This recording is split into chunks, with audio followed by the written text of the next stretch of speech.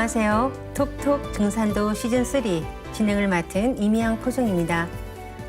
정기훈 수호사님과 하민석 포정님 자리에 모셨습니다. 안녕하세요. 안녕하세요. 네, 지난 시간에 톡톡 증산도 시즌3는 시청자 여러분의 질문을 바탕으로 진행을 했었는데요. 상대님께서 우주를 주재하신 통치 법도에 관한 것이었죠. 자, 그럼 오늘도 시청자께서 주신 질문으로 시작하겠습니다. 지금 전 지구적으로 일어나고 있는 환경 재난이나 질병 창궐이 발생하는 이유가 우주의 가을이 오고 있기 때문이라고 하던데 정말인가요? 라는 질문인데요. 지금도 코로나19 사태가 발생해서 심각성을 더하고 있죠. 그 코로나 사태, 지금 뭐 좀 기후 재난 이런 것들이 왜 일어나는지에 대한 그 질문을 일반인들이 한다는 것 자체가 굉장히 긍정적으로 저는 이해가 됩니다. 왜냐하면 문제 의식이 있어야 그것을 바탕으로 뭔가 배경 지식을 더 보충해서 진리 의식으로 나아갈 수 있기 때문에. 그렇다면 왜 지금 그런 병이 터지느냐? 그래서 우리 한국말에 제가 늘 말씀드리는 것 중에 때문에라고 하는 이유는 때 때문이기 때문이다. 그럴 때다. 왜 말 잘 듣던 제가 왜 갑자기 10대가 되더니 개길까? 그럴 때야. 왜 뽀얀 얼굴에 여드름이 돋았을까? 그럴 때야. 그럼 언제 사라지냐? 또 때가 지나면 또 이제 사라지지 않습니까?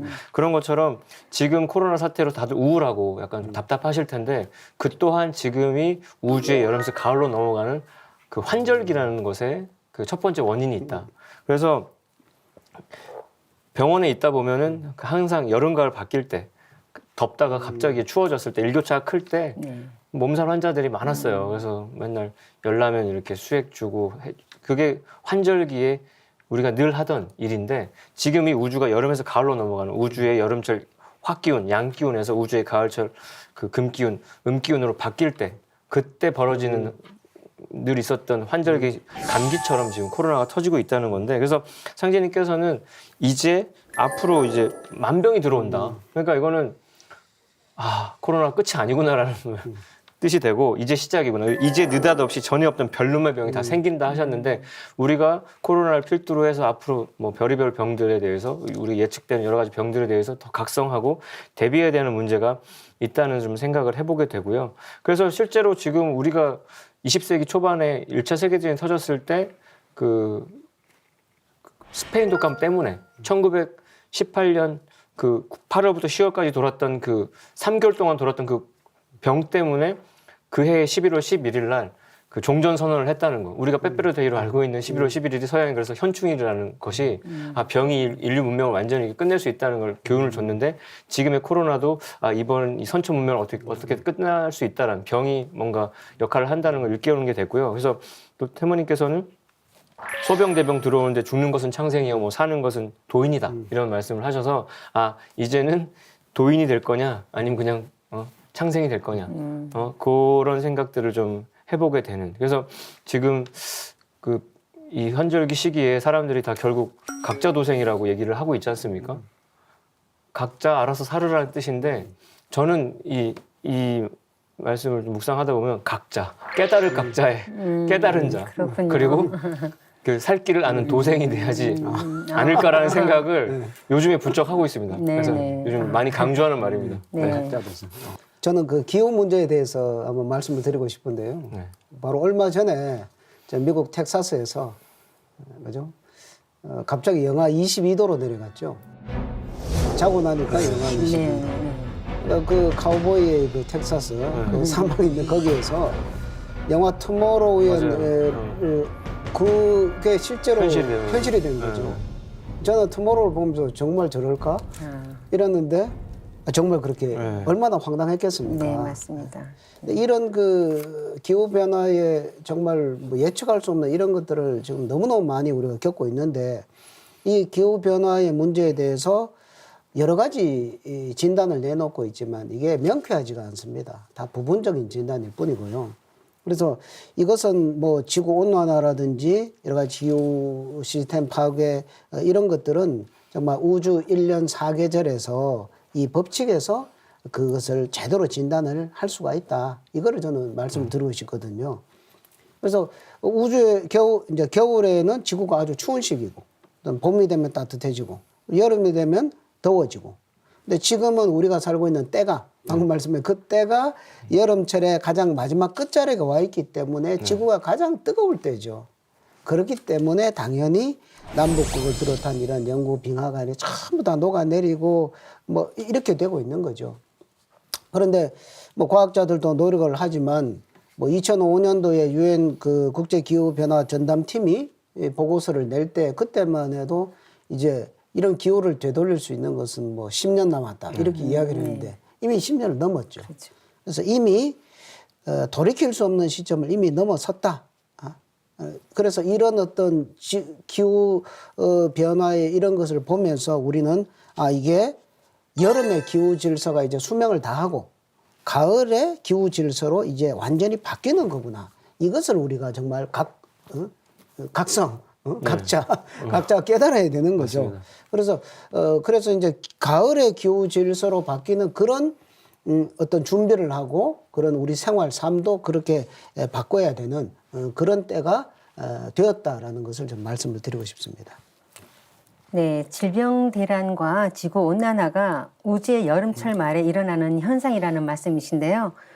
우주 여름철 말에 일어나는 현상으로 또 무엇이 더 있는지 그 예를 좀 들어주시면 좋겠습니다. 네, 그래서 지금 어쨌든 우리가 겪고 있는 코로나 사태 등이 선천 상공 문명 속에 누적된 원한의 기운이 병리적으로 터져나올 수밖에 없는, 골룸이 꽉 차서 터질 수밖에 없는 건데 지금 터지기 직전인 것 중에 하나가 인구입니다. 그래서 인간 자체가 이 지구에는 결국 우리가 바이러스를 꺼리고 있는데 인간 자체가 지금 존재만으로 바이러스 역할을 하고 있다는 각성이 있는데, 그러니까 삼각 질서에 갇혀서 무한히 분열하는 이제 성장기의 우주 여름철 끝에 지금 정말 끝 중에 끝에 와 있는데, 지금 우리가 인구가 이제 80억을 향해서 가고 있다라고 하지 않습니까? 뭐 77억 이런 얘기도 있는데 5세기 말에 이제 로마 제국 시기에 지구촌 인구 수를 2억 5천이라고 얘기를 하고 있고요. 15세기에 르네상스 시기에 5억이라고, 그러니까 1000년 사이에 이제 2배로 늘었던 거죠. 그리고서 1810년이니까 19세기 초반에 이제 그게 10억이 돼요. 그렇죠. 한 400년 만에 2배로 늘었던 건데, 그리고서 100년이 흐른 1930년도에 이제 드디어 20억이 되고요. 1975년도에 40억이 되고, 그리고 세기 말 1999년도에 60억이 됐었거든요. 그러니까 점점 이제 그래프가 좀 기하급수적으로. 그럼 이제 30년 뒤, 한 세대 뒤에 2050년에 지금 인구 추정 수가 100억입니다. 100억. 그러니까 돈이 그 정도 있으면 좋겠으나 인구가 그 정도로 많으면 서로 그 제한된 자원을 가지고 더 치열하게 각축을 벌일 수밖에 없고, 이렇게 되면 어떻게 되냐면 도시는 이제 완전히 슬럼화가 되고 병은 더 퍼질 수밖에 없겠죠. 그렇죠. 그리고 밀집돼 있으니까 범죄가 증가하고 실업자가 더 확대가 되고 산림 파괴되고 온난화는 가속되고 뭐 식수는 부족하고 화재연료 고갈되고 안 좋은 이야기 끝이 없는데, 그래서 결과적으로 인구 5명 중에 1명이 영양 부족 상태가 된다. 우리가 좀 잘 먹고 막 비만일 것 같아도 지구촌 반대편에는 그렇게 물도 깨끗하지 않고 먹지도 못하고, 그래서 해마다 이제 5살 채 안 된 600만 명의 어린이들이 굶주림으로 죽어가고 있는 것도 지금의 현실이고요. 그래서 유엔 개발계획 UNDP가 통계를 내왔더니 매년 1,100만 명의 어린이들이 저개발국에서 기후와 질병으로 사망을 한다는 건데, 그러면 쉽게 생각하면 3초마다 1명씩 죽는데요, 애들이. 그게 지금 이렇게 인구 폭발의 문제가 되고, 그렇게 인구가 많아지면 많아질수록 공동체 의식은 더 떨어집니다. 그래서 부익부 빈익빈이고, 아까 말씀드렸던 각자 도생, 각자 잘 먹고 잘 살려는 삶으로 갈 수밖에 없고, 부와 정보가 골고루 분배되지 않고 소수에게만 쏠리게 되고, 가진 자와 못 가진 자의 정보 차이. 그럼 요즘에 주식이나 부동산도 정보로 누구는 대박 나고 누구는 쪽박 차는 그런 세상이 되는데, 소득 재분배 기능이 완전히 더 약화돼가지고 그 빈곤의 덫에서 못 벗어나는 인구가 더 많이 늘어나는, 그러면서 20대 80사회로 정말 그렇게 가게 되고, 혼술, 혼밥, 이제는 혼자서 생존하는 쪽으로, 코로나 사태에서 더더욱 그걸 가속화시키는 쪽으로 점점 인류를 쪼개나가는, 분열시키는 방향으로 지금 문화가, 풍토가 변해가고 있다고 말씀드리고 싶네요. 지금 이제 기존에 우리가 살던 여름철 시대의 질서가 이제 파괴되고 있다. 이제 종말을 맞고 있다. 그러면서 새로운 가을 질서가 다가오고 있다. 뭐 이렇게 좀 말씀을 드리고 싶은데요.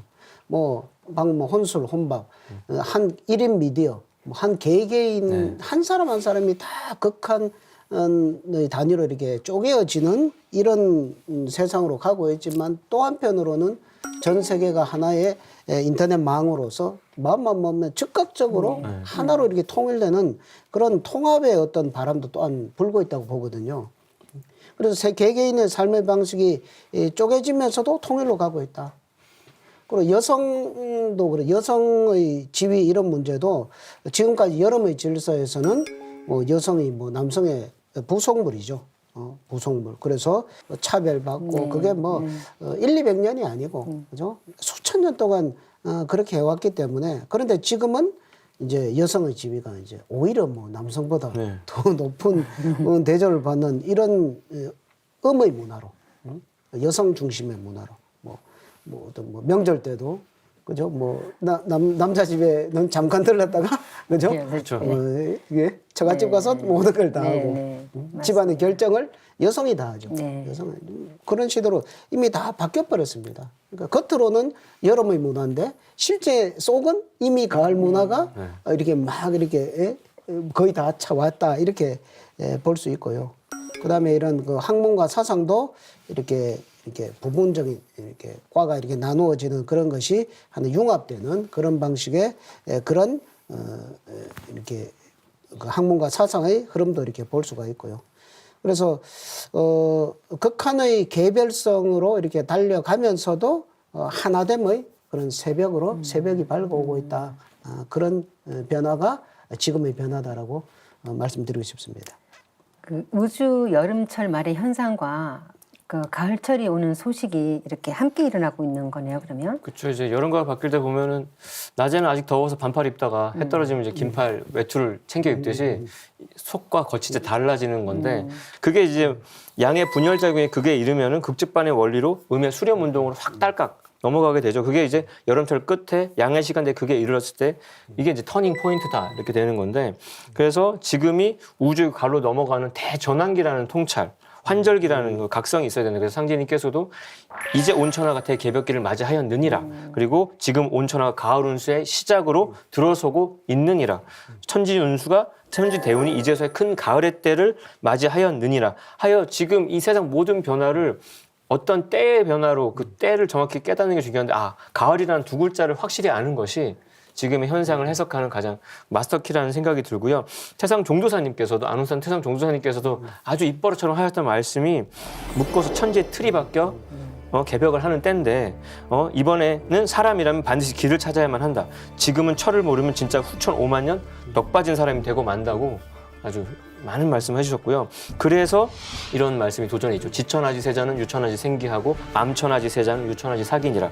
천하대세를 아는 자에게는 살 기운이 붙어 있고 천하대세 어두운 자에게는 천하에 죽을 기운밖에 없다는 말씀. 그거가 아주 지금 똑각성해야 되는 대목이라고 말씀드리고 싶네요. 그렇습니다. 그 상대님께서 아까 말씀하신 큰 가을의 때, 그러니까 이 세상을 바라보는 세계관, 시간관이 이 우주일련 소식을 알아서 이 천지에 봄, 여름, 가을, 겨울, 철이 있구나. 그리고 우리가 지금 여름을 넘어서 가을로 가고 있구나. 요 그 시대 정신을 아는 거, 시명을 아는 거, 그 때를 아는 거. 이게 모든 인류 한 사람이 정말 제대로 이거는 뭐 선택이 아니라 반드시 필수로 알아야만 하는 그런 각성의 문제다라는 거죠. 그래서 그거를 깨닫고 그걸 못 깨달은 자를 상대님께서는 철부지다. 철을 모르는 뭐 나이가 많다고 해서 철부지 아니고 그런 것이 아니라 이 천지의 때를 모르는 거, 아는 거 이것이 가장 중요하다라는 말씀을 해주셨고요. 그래서 그걸 알고서 이제 우리는 가을의 옷으로 갈아입어야 한다. 가을의 때를 알고 가을 옷으로 갈아입자. 그 말씀을 드리고 싶습니다. 네, 뭐 정리해 보면 지금 우리가 살고 있는 이 시대가 그 우주의 여름철에서 가을철로 넘어가는 대환절기이고 또 더 크게 보면 선천에서 후천으로 넘어가는 그런 우주적인 대전환기라는 말씀이신데요. 이해를 돕기 위해서 선천과 후천이 무엇인지 설명해 주시면 좋을 것 같습니다. 이 봄, 여름, 가을, 겨울 사계절과 더불어서 이제 선천과 후천을 이렇게 우리가 알아야 되는데요. 선천과 후천은 선천은 먼저 오는 하늘, 후천은 뒤에 오는 하늘 이런 뜻이죠. 우리가 이제 하루를 살면 낮은 먼저 오죠. 낮이 선천이고 밤은 이제 후천이죠. 그러니까 낮과 밤은 우리가 하루를 살려면 반드시 살아야 되는 그런 시간이죠. 마찬가지로 우주 일련의 큰 주기에서 봄, 여름 선천, 그리고 가을, 겨울 후천. 그리고 선천과 후천. 근데 이 선천과 후천이라는 것은 서로 연결되어 있으면서도 완전히 다른 성격의 단절된 시간이다 이거죠. 이것을 우리가 확연히 우리가 인식할 필요가 있습니다. 그래서 선천과 후천의 차이를 여러 가지로 우리가 이야기해 볼 수 있겠습니다만은 뭐 저는 먼저 우선적으로 선천 봄 여름은 성장의 시간이다. 그리고 후천 가을 겨울은 성숙의 시간이다. 이렇게 이야기를 하고 싶어요. 그래서 뭐 우리가 어릴 때는 뭐 열심히 크고 자라는 게 우선 과제지만 나이가 들면은 자라는 게 아니라 이제 속이 성숙되는 게 중요하죠. 그래서 우리가 이제 이 선천은 물질이 이 성장을 하는 시기고 그 다음에 후천은 정신이 성숙되는 시기다. 우리는 지금 뭐 물질, 아파트 평수 늘리는 거에 원힘을 썼잖아요. 이제는 그게 아니라 우리의 그 영성의 평수를 늘리는데 우리가 힘을 쏟아야 된다. 나라가 뭐 그저 영토를 넓히고 이런데 힘을 쏟을 게 아니라 이제는 그 나라의 문화, 정신 문화의 영역을 넓히는데 힘써야 된다.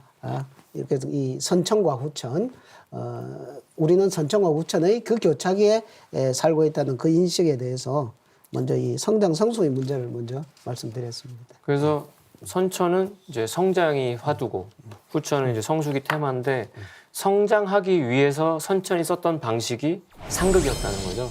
그러니까 잘 싸우면서 큰다고 잘 키우려면 경쟁과 어떤 투쟁 속에서 그냥 생존 자체가 사실은 알을 깨고 나오고 산도를 뚫고 나오고 존재하는 것 자체가 뭔가 이겨야 극해야만이 생할 수 있었던 그래서 그게 뭐 나쁜 뜻이 아니라 그래서 사실은 그래서 그 진화에 대한 여러 가지 공부를 하다 보면은 지금 우리가 살아있는 사람들은 누구의 후손이냐? 살인자의 후손이라고까지 얘기를 해요. 죽임 당한 사람이 아니라 죽인 사람의 후손이니까 살아있다는 얘기예요. 그런 뜻인가요? 네, 그렇게까지 서양에서는 얘기를 해요. 그게 뜻을. 돌도끼로 때려서 누군가를 때려 잡은 놈의 DNA가 내려왔기 때문에 그러니까 우리가 막 그렇게까지 통찰을 하게 되는 게 선천의 상극이라는 거고요. 근데 그랬던 거에 대한 응보를 이제 다 풀고 그 원한의 살기를 다 풀고 우주 가을에는 진정한 성숙의 경계에서는 우리가 다 원래 한 뿔에서 나왔다는 하나에 대한 인식 속에서 상생, 진정한 서로 하나다라는 인식 속에서 상생이 나오죠. 왼발이 오른발을 밟지 않잖아요. 똑같이 내가 아프니까. 근데 그 분리된 의식이 있으면 서로가 막 왼발이 오른발을 밟고 왼뺨이 오른뺨 때리고 그렇게 할 건데 하나다라는 인식 속에서 상생하는 거. 그게 이제 선천과 후천의 대표적인 테마라고 말씀드리고 싶네요. 그리고 이제 인류 문화에서 보면은 이제 그 음과 양의 선천은 양의 시대고 후천은 음의 시대다. 이렇게 다른 세상이죠. 선천은 상제님 말씀에 선천은 어금존양의 세상이다. 음을 억압하고 양을 이렇게 높이는 세상이었다 이거죠. 그러니까 여자를 억압하고 남자를 높이는 이런 세상이다 보니까 여자의 원한이 천지에 가득 차서 천지울로를 가로막고 그 화익이 장차 터져나와 인간 세상을 멸망케 만든다. 그러니까 선천 봄 여름 세상은 음양의 불균형 부조화가 되어서 삼양이 양이 삼이고 음이 이다 보니까 이렇게 되는 거죠. 그래서 이것은 모든 분야에 이렇게 다 들어가서 뭐 신도 뭐 남자 신이 되고 하고 창조도 남자를 먼저 창조하고 뭐 갈비뼈 뽑아서 부속품 여자를 만들고 그래서 뭐 종교에서도 여자에게는 종통도 전하지 않고 여자는 도통도 못하고 뭐 이런 그 모든 죄악과 어둠을 여자의 책임으로 돌리는 이런 속에서 그 쌓여온 그 여자의 원한 이런 것들이 뭐 수천 년 동안 이렇게 되어 왔다는 거죠. 그런데 이제 후천에는 이제 그게 아니라 정음정량으로 이렇게 해서 가는데 그 전에 바로 이 여성의 원한을 풀어야만 네. 그 해원을 시켜야만 그 정음정량의 상생의 시대로 갈 수가 있다. 그래서 선천에서 후천으로 나아가는 후천이라는 좋은 세상으로 나아가기 위한 전제가 바로 선천 상극의 그 원한을 해소시키는 이게 이제 전제가 될 때 상생의 세상이 올 수가 있다는 것입니다. 그래서 그 상생의 세상을 여는 그 해원의 문제를 거기서 한 번 더 말씀을 드리고요. 그 다음에 이제 또 선천과 후천을 이야기를 할 때 선천은 분열의 세상이고 네. 후천은 통일의 세상이다. 뭐 지금 대화를 나누면서 뭐 거기서 다 깔려 있는 내용이지만 그죠? 선천은 이렇게 성장을 하는 것이 이제 분열되면서 이렇게 성장을 하는 거죠. 그래서 뭐 분열되면서 많은 개체도 나오고 일면 좋은 면도 있지만 거기에 따른 부작용도 엄청나고 그다음 뭐 인간의 정신도 자꾸 분열되다 보면은 자꾸 분열되다 보면 이게 뭐 정신이 분열되면 정신분열증이 되는 거죠. 이제는 이제 통일의 변화로 이렇게 후천은 들어간다. 그래서 뭐 모든 문화가 이렇게 통일을 지향하고 그다음 인간의 정신도 이렇게 통일이 되면서 이렇게 도통 문화도 나오고 그다음에 지구촌이 한 집안으로 이렇게 통일이 되어서 진정한 그 성숙은 통일로서 이렇게 성숙이 가능하게 된다. 그런 세상이 정말 우리가 꿈으로 그리던 이상적인 세계가 바로 그런 세계가 바로 통일의 세상이다. 또 그런 도가 나온다. 뭐 이제 선천과 후천이 이렇게 연결되어 있으면서도 단절된 것이고 선천의 종말과 후천의 새로운 출발 이것은 종말이면서도 연속이죠. 네. 그런 변화를 우리가 감지를 정확하게 인식하고서 후천의 이상세계를 향해서 갈 준비를 해야 된다. 그런 말씀을 드립니다. 지난 시간에도 상생과 상극에 대해 설명해 주셨는데요. 상생, 상극이 단순히 음양오행의 법칙에 그치는 것이 아니라 인간 삶을 결정짓는 천지 질서라는 말씀이시군요. 선천과 후천의 차이점을 잘 말씀해 주셨는데요. 그렇게 본다면 앞으로 인류가 맞이할 후천 가을 세상은 인류가 꿈꿔오던 그런 이상세계라고 해도 과언이 아닐 것 같습니다. 네, 그래서 앞서서 말씀해 주신 선천과 후천의 차이를 가만히 묵상해 보면은 굉장히 우리가 아름답다고 할 때 굉장히 조화롭다.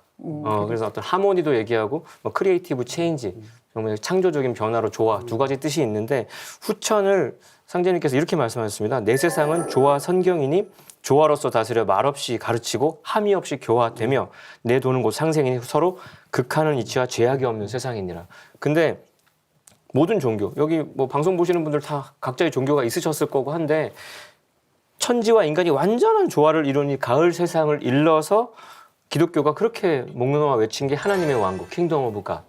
그들의 신앙심은 이 세상 가고 싶었던 거예요. 죽어서 천국 가는 게 아니라 천당 가는 게 아니라 지상의 그 세상을 열겠다라는 신념하에서 마테오 신부님도 그렇게 고군분투 하셨던 거고 불교에서 소망해온 것도 영원한 낙원 혹은 서방 정토라고 했던 건 그 서방의 상징하는 가을의 세상, 그 깨끗한 세상으로 가고 싶어하는 그 또한 석가모니 도법을 넘어서서 미륵불을 만나서 그 세상 가겠다는 게 불교의 본질이었고 도교의 유토피아인 삼청세계 그게 이제 서울의 삼청동으로 이제 구현돼 있는 건데 그 세계 또한 결국 가을의 조화 성경이란 말이죠. 우리가 대학교에 축제의 이름으로 남아있는 대동제로 남아있는 유학자들의 꿈의 이상이었던 대동세계 이름은 달라도 결국 우주 가을의 조화 성경 그거 하나를 이제 얘기한 건데 결국 한마디로 얘기하면 열린 우주라는 얘기고요. 닫혀서 죄악으로 꽉 차 있던 것이 확 열려서 그야말로 해원과 어떤 상생 속에서 이 열린 우주에서는 인간의 영성과 마음의 문이 진짜로 활짝 열려가지고 인간의 의식이 전 우주에 울려 퍼져가지고 인간과 인간, 인간과 자연, 인간과 신명이 자유롭게 완전히 소통을 하면서 그래야 모든 존재가 모두가 하나라는 그 의식 속에서 우주적인 차원에서 살아가는 세상. 그러니까 말로 이렇게 한참 말해봤자 소용이 없지만 정말 가보고 싶다는 그런 느낌이 드는 어떤 느낌의 세상이 상제님께서 활짝 열어놓으신 우주의 가을 후천 성경이라는 겁니다. 네, 말씀하신 대로 상제님께서 여시는 후천 가을 성경 세상에 대해 성자들이 이구동성으로 예언을 하셨죠. 어떤 내용인지 소개해 주시면 좋을 것 같습니다. 예, 각 종교의 성자들께서 이렇게 앞으로 추구하는 그런 아주 꿈과 같은 이상세계, 그리고 그런 이상세계가 실제로 온다, 이런 말씀들을 사실 다 하셨거든요. 자, 불교에 보면은 석가모니 부처님께서 많은 것을 설법을 하셨지만 앞으로 미륵 부처님이라는 큰 부처님이 오신다. 그리고 그 부처님이 용화세계를 여신다. 용화세계. 그러니까 용화라는 말은 불멸, 참 이게 멸하지 않는 그런 참 이상적인 세계를 이제 용화세계라고 하죠. 그래서 미륵 하생경에 보면은 그 세상은 어떤 세상이냐? 기후가 고르고, 그다음에 사시가 조화되며 봄, 여름, 가을, 겨울에 그런 기후가 정말 인간이 살기 좋은 그런 이런 세상이 되고, 또 사람의 몸에는 병환이 없고 병이 없는 거죠. 그리고 욕심, 성냄, 어리석음, 불가에서 이제 탐짐치, 삼독이라고 하는 이제 이게 없으니까 뭐 수행을 해도 뭐 이 탐진치 때문에 도를 못 통하는데 모든 사람들이 탐진치가 없어지니까 누구도 다 부처가 되는 그런 이제 세상이 되고, 인심이 골라서 다 한 뜻과 같으니라. 다 생각이 달라서 싸우는 것이 아니라 다 생각 뜻이 같아서 정말 이제 대동세계 하나가 되는 이런 세계라고 묘사를 해주시거든요. 이게 바로 용화세계다. 그리고 이 용화세계가 앞으로 꼭 온다. 그리고 그 세계를 열어주시는 분이 미륵 부처님으로 이렇게 오시게 된다. 이렇게 예고를 미리 사실 하셨습니다. 근데 기독교에서도 보면요, 이제 예수님의 복음을 보면 이제 아버지, 하늘에는 아버지가 계신다. 나도 이제 아버지가 보내서 나도 왔다. 그리고 앞으로 아버지 하나님이 여시는 킹덤 오브 갓, 그죠? 하나님의 왕국, 천국이 열린다. 그러니까 그 천국에 이 임박했으니까 너희들이 죄를 멀리하고 이웃을 사랑을 해서 그 천국의 백성이 되라는 그런 복음이죠. 그거를 이렇게 설하셨고, 그 요한계시록에 보면은 그 아버지 하나님 앞에 새 하늘과 새 땅이 열리더라. 그러니까 지금의 어떤 묵은 하늘이 아니고 구버전이 아니라 완전 신버전의 그런 하늘의 질서가 열리고, 그다음에 새 땅, 지금처럼 오염돼 있고 뭐 이렇게 그죠? 이렇게 복잡한 이런 바글바글 끓는 이런 땅이 아니라 정말 그 천국과 같은 그런 그 땅이 열린다. 그러니까 사실 그 천국이라는 것은 뭐 죽어서 가는 천국이 아니라 사실은 새 땅, 그렇죠. 이거거든요. 지상 천국이거든요. 그래서 이런 우선적으로 봐서 불교, 기독교 이런 성자분들이 다 사실은 앞으로는 가을 세상을 한 소식을 하고 다 사실 예고를 했었습니다. 근데 거기에는 어떤 총감독이 있다는 겁니다. 총감독. 그냥 저절로 그렇게 되는 것이 아니라, 앞에서도 우리가 뭐 이 대자연의 변화가 저절로 되는 것이 아니다. 천주님의 조화가 거기에 이렇게 그게 작동을 한다는 이야기를 했잖아요. 그것처럼 이런 정격적인 대변화에는 그것을 총감독하시는 그 우주의 그 대권을 쥐고 계신 그 한 분이 실제로 그 역사 속에 직접 들어오신다. 이 이야기를 전하고 있거든요. 뭐 불가에서도 아까 이야기했듯이 미륵이라고 하는 큰 부처님이 그 용화 세계를 건설하시기 위해 오신다. 그 미륵 부처님은 도솔천, 모든 하늘을 거느리는 하늘, 그 도솔천의 천주님을 미륵이라고 한다. 그러니까 그분의 도로서 용화 세계가 건설된다고 하죠. 그러니까 예수님께서도 기독교에서 이제 아버지 하나님의 뜻으로 그런 천국이 건설이 된다. 뭐 요한계시록에서는 그렇게 이야기를 하고 있죠. 그 이외에도 뭐 여러 철인들, 노스트라다무스 이런 분들도 앞으로 하나님이 오시는데 천도 혁명을 한다 그러시거든요. 개벽 이런 것을 천도 혁명을 하는 혁명의 주인공이 오신다. 그리고 뭐 그 남사고 선생도 하느님이 직접 오신다 이런 이야기를 했고요. 다만 뭐 그 이외에도 많습니다. 뭐 주장춘 선생, 명나라 시대 때 그 천문학 교수를 하셨던 주장춘 선생 같은 경우는 그 지도의 원리, 지리의 원리로서 앞으로 그 곤륜산에서 뻗은 그 땅의 맥이 백두산을 거쳐서 금강산을 거쳐서 백두대간을 타고 툭 내려와서 이것이 끝에 와서 탁 치고 올라가서 올라오는 그 끝자리에 그 삼신산이 있고 거기 시루산이 있거든요. 그 시루산의 정점 거기 정산이죠.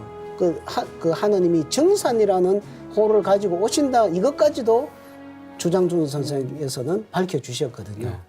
그래서 그 총감독 되시는 우주의 주제자께서 오시는데 문제는 우리 인간들이 어떤 문화의 장벽, 갇힌 어떤 의식의 장벽에 갇혀서 그 오시는 분을 제대로 이해를 하지 못하고 자기 생각대로 이렇게 받아들인다. 이게 문제거든요.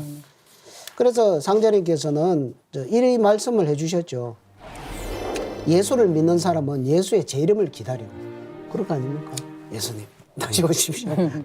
불교도는 미륵의 출세를 기다리고 미륵 부처님이 그냥 뭐 가사 입고 오신다고 이래 기다리고 또 동학신도는 최순의 갱생을 기다리나니 누구든지 한 사람만 오면 진짜 한 사람이 오면 각기 저의 스승이라 하여 따르게 되리라. 결국에는 모든 사람들이 그 장벽을 벗고 그 우주의 주제자를 받아들이게 된다라는 말씀을 해주시거든요. 그래서 예수가 재림한다 하나뿐 나를 두고 한 말이다. 공자석가 예수는 내가 쓰기 위해 내려보냈느니라. 이 말씀으로서 전체 진리를 이렇게 정리도 해주시고 또 아직 깨어나지 못한 사람들의 의식을 뚫어도 주시고 그래서 이 말씀을 남기셨다고 생각을 하거든요. 그래서 이런 그 여름 가을의 대변화에는 그 변화를 주재하시는 그 통치자 하나님의 이 강세 소식이 그게 핵심이다. 이 말씀을 드리고 싶습니다.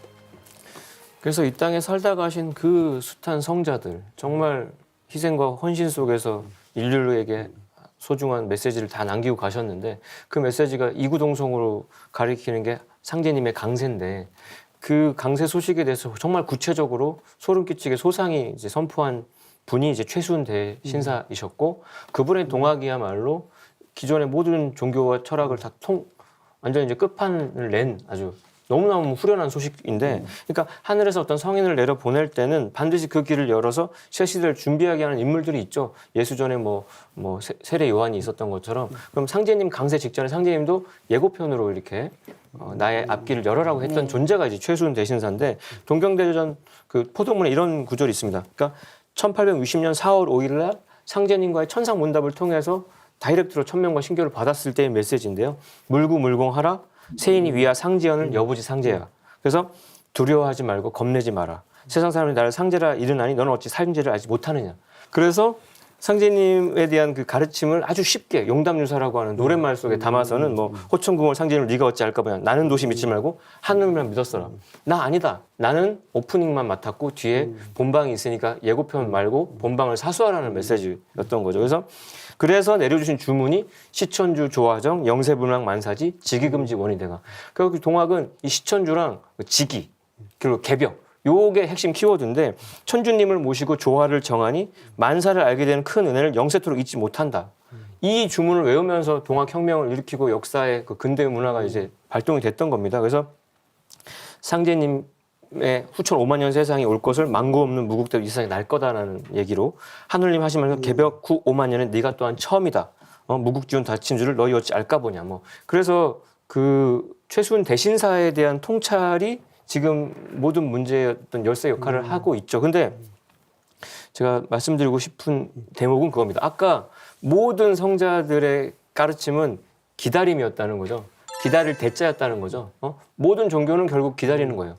근데 시천주의 시자는 그 기다릴 대자에서 그 짝대기 하나가 지워지는 거거든요. 그러니까 상제님의 기존의 신앙은 그 기다리는 신앙, 믿을 신자 이름으로 기다리는 거였다면 이제는 그 획 하나 지우고 바로 모시는 거. 이제는 인간으로 오신 그 하나님을 이미 오셨는데, 공항에 왔는데 연예인 기다리던 팬들이 공항에 온 연예인 못 보고 계속 기다리고 있고 진짜 찐 팬들은 그 연예인 따라서 이제 따라가는 거죠. 그게 시천주 동학의 핵심입니다. 네. 수호사님과 포도님 말씀드리면서 성지자나 예지자들의 얘기만 우리가 잘 분석을 해도 아 그분이 오셨다 가신 건 아닐까? 의구심도 들 거고요. 동황만 우리가 잘 파악해서 들어가면 아 이미 오셨으니까 모셔야 된다는 것을 알 수가 있는데 너무나 이렇게 보이는 거에만 집착하고 사는 현실이 안타까움이 많이 큽니다. 성자와 예지자들이 전한 소식을 정리해 보면 우주의 가을철이 열릴 때 대병국이 닥치는데 이때 인류를 구원하기 위해 메시아인 상계님이 강세하신다. 그리고 상계님이 후천 성경이라는 새 세상을 열어주신다. 이렇게 정리할 수가 있을 것 같습니다. 네, 맞습니다. 예. 그래서 이제 우주의 원주인이신 원하느님이신 상제님께서 이 동방 땅에 인간으로 강세를 하셨습니다. 그래서 이제 이런 말씀을 해주셨거든요. 내가 3개 대권을 주재하여 조화로서 천지를 개벽하고 불로장생의 성경을 열려하노라. 나는 옥황상제니라. 이 신원을 밝혀주시고 네. 하시는 일을 명확하게 말씀해 주셨거든요. 그러니까 천지의 원주인이신 그 상제님께서 그죠? 새 우주를 열려고 또 진멸지에 처한 이런 인류를 모두 건지시기 위해서 친히 이 세상에 오셨는데 그분이 바로 1871년 신미년 이제 우리나라 땅 한반도 땅에 강세하신 강정산 상제님이시죠.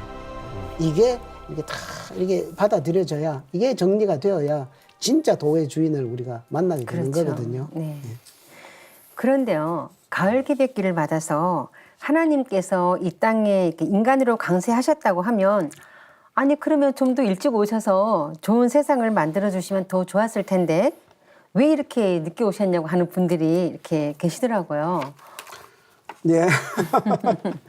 그건 아까 그 하포정님 말씀하신 것처럼 때죠. 모든 것은 때가 있다. 그죠? 사실 인간 농사 짓는 우주 1년. 상제님께서는 아무 때나 오시는 게 아니고 그렇죠. 그 오시는 그 때가 있는 것이죠. 그래서 우리가 1년에서 농부가 초목 농사를 지을 때 씨를 뿌리고 또 뭐 김도 매주고 또 뭐 비료도 뿌려주고 이러면서 나중에 추수를 하지 않습니까? 상제님은 인간을 낳아서 길러서 인간 열매를 추수하시는 그런 인간 농사 짓는 우주의 농부 그런 하느님이시기 때문에 바로 이 추수하는 요 가을 때에 오실 수밖에 없고 또 오시도록 그렇게 되어 있기 때문에 정확하게 그렇게 맞춰서 오셨다. 그렇게 말씀을 드리고 싶습니다. 그래서 이제 농부가 이제 벽씨를 봄에 뿌리는 이유는 봄이어야지 뿌리죠. 겨울에는 안 뿌리죠. 봄에 뿌리고 그렇게 뭔가를 기르는 목적은 궁극의 가을에 수확하려고.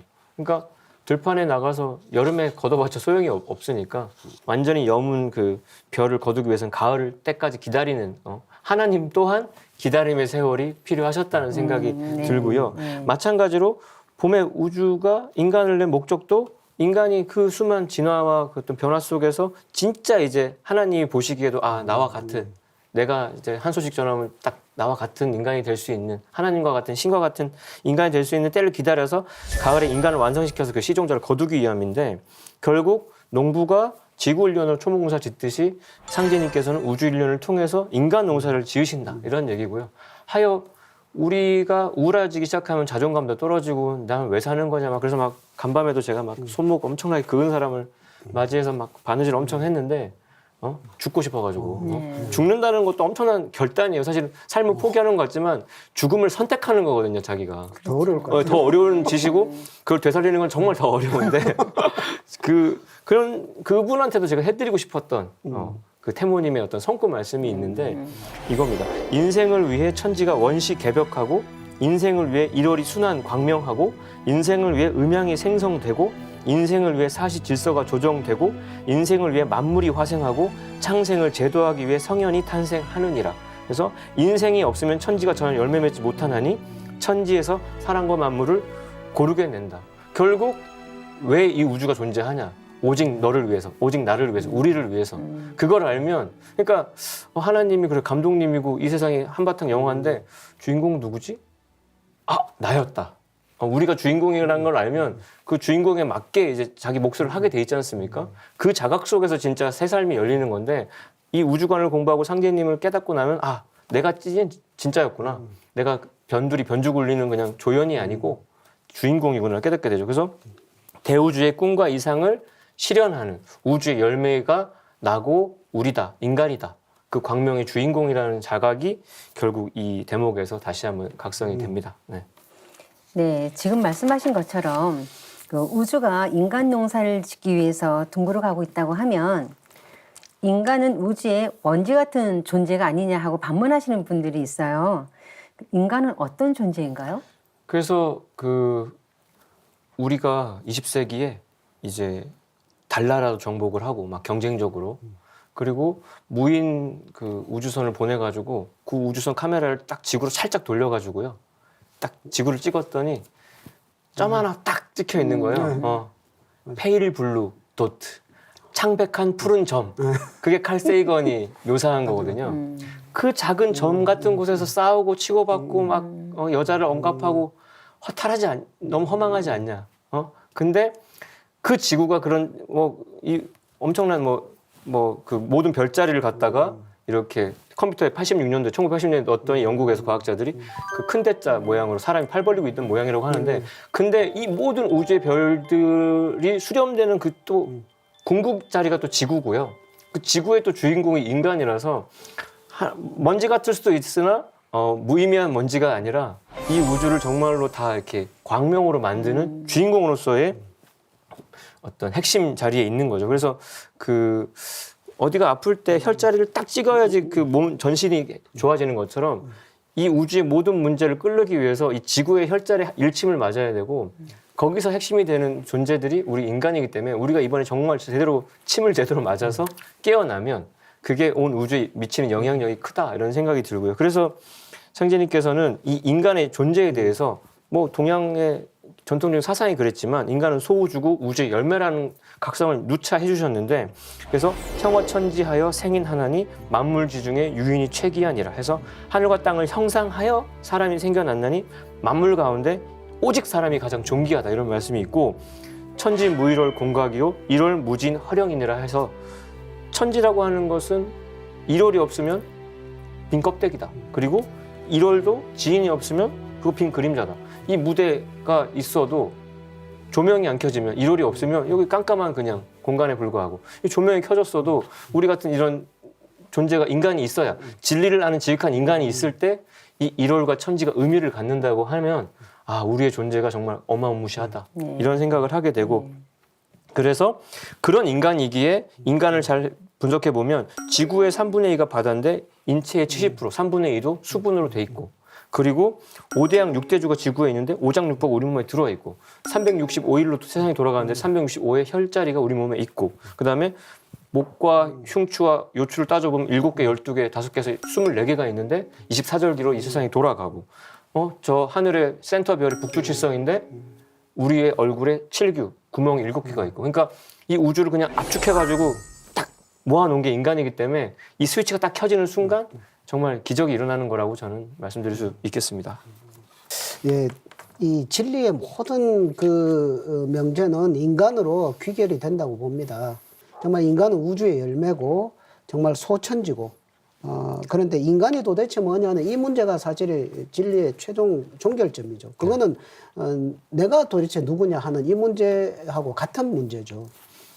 그래서 상제님께서는 이것을 이제 인존이라고 말씀해 주셨습니다. 인존. 그러니까 인간은 그냥 보통 그냥 일반 이런 존재가 아니다. 천부경에도 이 만유가 일자에서부터 시작을 해서 이런 존재를 하고 변화를 해서 쭉 가지면 끝에 가면 결국 인간의 그 마음, 인간의 신법, 태일, 호기 인간으로 결론을 짓거든요. 결국 이 우주가 생겨나고 변화하는 그 목적이 인간이 있었다.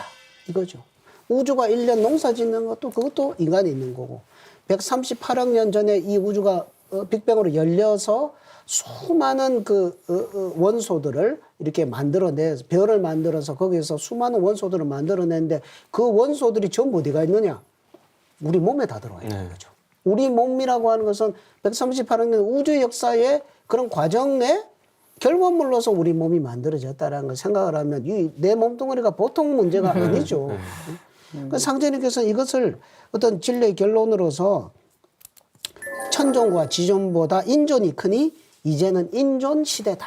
이렇게 인간의 위격과 그다음에 인간의 시대적인 사명을 결합을 해서 이렇게 선언을 해 주시죠. 이제 인존 시대를 당하여 사람이 천지대세를 사람이 바로 잡는다. 이렇게 해 주시거든요. 그러니까 우주의 봄철은 천존 시대라고 합니다. 그러니까 인간이 뭐 하늘로부터 신으로부터 그 가르침을 받아서 또 하늘의 그런 뭐 이런 따뜻한 이런 가호를 받아서 인간이 존재하기 때문에 하늘이 가장 중요한 역할을 하는 천존 시대고, 그다음에 여름철로 들어오면 땅, 비옥한 땅의 혜택을 입어서 인간이 거기에서 농사도 짓고 문명도 만들고 하기 때문에 땅이 제일 중요한 거죠, 환경이.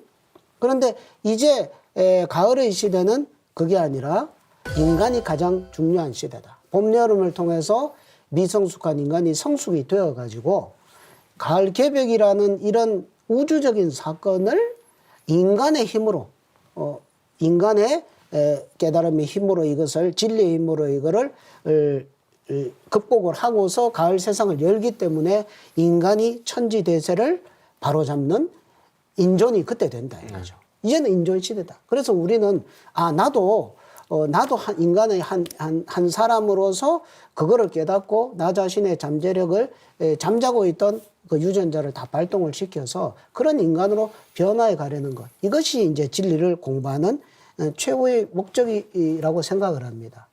그 하느님께서 인간의 몸을 쓰시고 친히 인간 세상으로 오신 것도 바로 인간이 이 가을 문화를 완성하는 주인공이라는 사실을 보여주시기 위해서, 인간 값을 높여주시기 위해서, 인간의 값이 하느님과 같다. 이런 걸 보여주시기 위해서 인간의 몸을 친히 쓰시고 사실 인간 세상으로 오셨다는 거거든요. 그래서 상자님의 이 강세 사건은 바로 인간의 자기 정체성을 제대로 깨닫고 정말 인존이 되는 그런 진리 각성, 진리 성숙의 문제와 직결이 되어 있다. 이렇게 말씀드리고 싶습니다. 네, 말씀하신 것처럼 천지가 낳아 길러온 우주의 열매로서 우주의 대이상향을 건설하는 천지의 대역자를 인존이라고 하죠. 자, 그럼 마지막으로 마무리 말씀 부탁드립니다. 그래서 인간의 가치를 인존으로 말씀하시는 소선님 말씀 듣다 보니까 이게 진품 명품이 좀 생각이 나요. 그럼 139억 년짜리 진품인 건데, 근데 우리 옛날 그 어떤 아주 고대의 그 엄청난 유물들이 파묻혀 있다가 발견됐을 때 처음에 사람들은 그거를 잿더리로 쓰고 요강으로 썼다가 그걸 좀 볼 줄 아는 누군가가 이거 좀 이상한 것 같은데 그래서 국가에 했더니 이게 고려 청자였고 막 엄청난 그런 진품이었던 것처럼 오늘의 이야기를 저도 다시 들으면서 인간의 가치가 그렇게 먼지였다가 이건 인존이고 네. 궁극이구나 어떤 생각까지 하게 됐는데, 근데 이제 거북이가 알을 낳으면은 그중 10만 개 중에 한 1% 살아남는다고 해요. 그게 이 선천상극의 세상에서 생존의 법칙이고, 우리도 이 한 몸뚱이 나오기까지 수많은 그 정자들의 경쟁 속에서 하나가 이제 완성이 된 건데, 이게 자연의 법칙이고 신의 법칙이고 섭리인데요. 이걸 누구나 부정할 수도 없고 피할 수도 없는데, 그러니까 가을의 어떤 천도에 의한 개벽적인 어떤 사건, 그런 희생 또한 어떤 천지 입법의 필연적인 섭리라는 생각을 다시 한번 하게 되고요. 이 지공무수한 대자연의 어떤 변화 법칙, 그 깊은 어떤 신의 섭리까지도 깨우쳐야지만이 이번에 살아남을 수 있다. 이게 나의 생사 문제라고 것까지 상상이 깨져야 되겠다라는 생각을 하게 됩니다. 그래서 다시 한번 느끼는 건 알아야 산다는 거, 알아야지 살아남고 알려야지 살릴 수 있다는 거. 그래서 앞으로 닥쳐올 이 거대한 변화가 무엇인지를 아주 흐릿하지 않고 명확하게 명명백백하게 알아야 살고 살릴 수 있다는 얘기를 하고 싶고요. 그리고 나 한 사람이 올바로 깨져가지고 아는 것이 나와 함께 나의 가족과 그 천상의 전 조상이 살고 전 인류를 많이 살릴 수 있는 유일한 어떤 생문방이다. 그런 살길이라는 말씀을 마지막으로 드리고 싶네요. 저는 이제는 이제 가을의 옷으로 갈아입어야 할 때다. 그 말씀을 드리고 싶습니다. 근데 이제 그게 쉽지는 않죠. 그래서 과감한 그런 실천력이 필요하고요. 지금까지 여름에 옷을 입고 살아오던 이 방식을 과감히 파괴하고, 그러니까 창조적 파괴를 할 수 있어야 창조를 할 수가 있다. 새로운 삶의 방식을 이제 시작을 해야 된다라는 그런 실천의 문제를 이제 지금 이 코로나 이런 병난 시대에 이 코로나가 그 환절기에 오는 그 천지의 그 손길이지 않습니까?